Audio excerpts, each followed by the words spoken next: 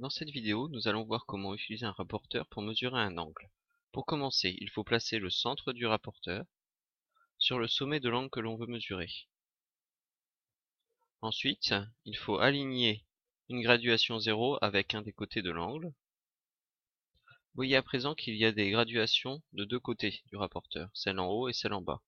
Pour savoir lesquelles utiliser, on se concentre sur celles qui partent d'un des côtés de l'angle, donc ici, 0, et on les suit jusqu'à la mesure, qui nous donnera ainsi la mesure de l'ouverture de notre angle. Ici, l'angle mesure 73 degrés.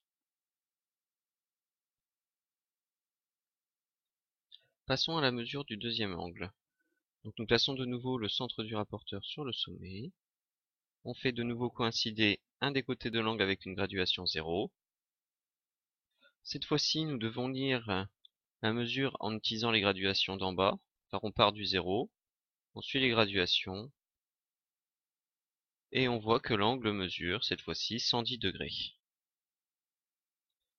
On enlève le rapporteur. Lorsqu'on a terminé ces mesures, on vérifie que son résultat est cohérent. Pour l'angle XOY, nous avons trouvé 73 degrés, et c'est bien la mesure d'un angle aigu, donc ceci semble normal. Pour l'angle ATP, c'est pareil, nous avons trouvé 110 degrés qui est la mesure d'un angle obtus.